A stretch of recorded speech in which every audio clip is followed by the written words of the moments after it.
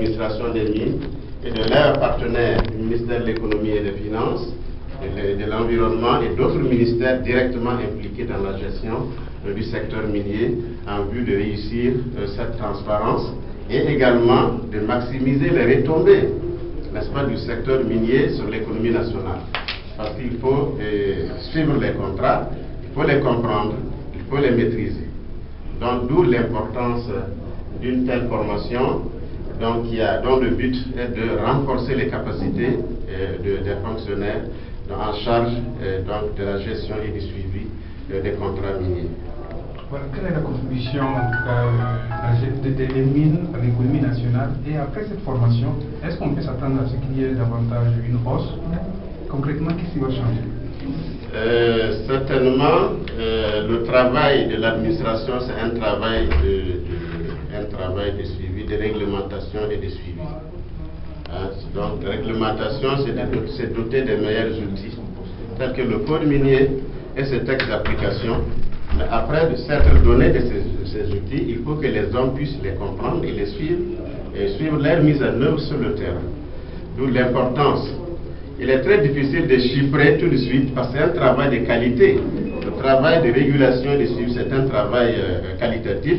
Il est difficile de chiffrer à l'avance, mais c'est sûr que si les fonctionnaires en charge du suivi sont bien formés, les retombées, effectivement, vont s'accroître de façon substantielle.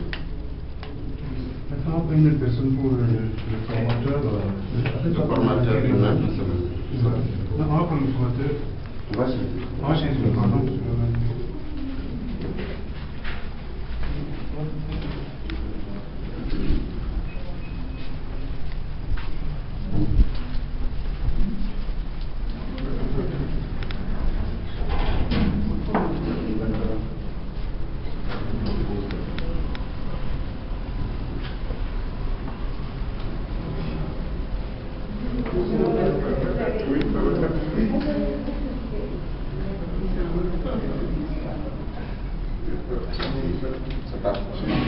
Voilà, donc c'est vous qui allez former les agents du ministère des Mines. Nous sommes les journalistes, on ne maîtrise pas tous les concepts. Est-ce que vous pouvez nous dire, parce qu'on va rendre compte, en quelques mots, qu'est-ce qu'un bon contrat? Oui, c'est une question pertinente. Je voulais d'abord vous remercier de soumettre notre expertise à la presse et merci d'avoir effectué le déplacement. Un bon contrat, c'est celui qui a été bien négocié. Bien négocié, c'est-à-dire qui comprend des clauses qui concourent à protéger les intérêts généraux, en fait, l'intérêt général.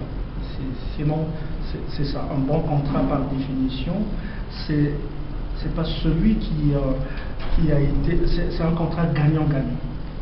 Voilà le terme un peu utilisé de façon usuelle. C'est un contrat qui comprend des clauses justement qui permettent justement à un pays fournisseur des minerais de lutter contre la pauvreté, d'avoir des revenus substantiels et de construire des écoles, des hôpitaux, de mettre en application des politiques nationales. Voilà un bon contrat. Avant cette formation, vous avez naturellement pris connaissance des termes de négociation, de gestion du contrat, bien avant la formation naturellement, puisqu'on a déjà quelques années dans l'exploitation minière. Est-ce qu'après votre formation, d'abord, qu'est-ce que vous attendez à ce qu'il y ait comme changement véritable? Qu'est-ce que vous voulez apporter de concret après la formation à l'économie et aux agents? Avant la formation, il y avait les contrats sont signés justement dans un cadre restreint, donc des spécialistes. Et souvent, nous avons remarqué que dans les pays en développement, il n'y avait pas de spécialistes. Donc le contrat, les spécialistes venaient du Nord et on vous présentait le contrat, vous signez le contrat et puis voilà. Peu importe les conséquences de ce contrat, parce que dans un contrat, il y a toujours des conséquences. Même dans un contrat de mariage, si vous ne respectez pas le contrat de mariage, il y a des conséquences. Il y a la pension alimentaire, il y a beaucoup de choses. Donc, un contrat qui est mal négocié conduit toujours ou bien amène un manque à gagner pour les États. Donc, il manquait jusque-là un spécialiste qui pouvait à ce moment-là dispenser, donner un cours pour essayer de former des cadres nationaux dans le domaine des contrats. Ce ne sont pas des contrats, c'est des contrats particuliers. Les contrats miniers sont des contrats particuliers. Je sais que dans les universités, on donne des cours des droits de contrat, mais cela ne concerne pas les contrats miniers, parce que les contrats miniers sont sophistiqués, sont d'ailleurs signés dans un cadre restreint, il y a des clauses de confidentialité, donc c'est ça. Mais avec l'impulsion de la Banque mondiale pour former les cadres, vous voyez, une institution multilatérale, avec la vision du chef de l'État, son Excellence Blaise Compaoré, de faire émerger le Burkina. Voyez-vous, il manquait jusque-là cette compétence, et c'est ce que nous sommes venus apporter, puisque nous avons eu la chance de mener des recherches pendant des années dans le domaine. Monsieur le DG des impôts,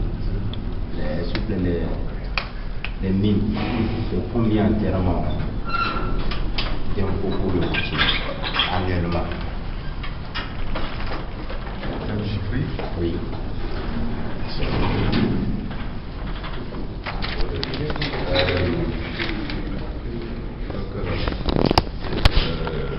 Tout impôt confondu,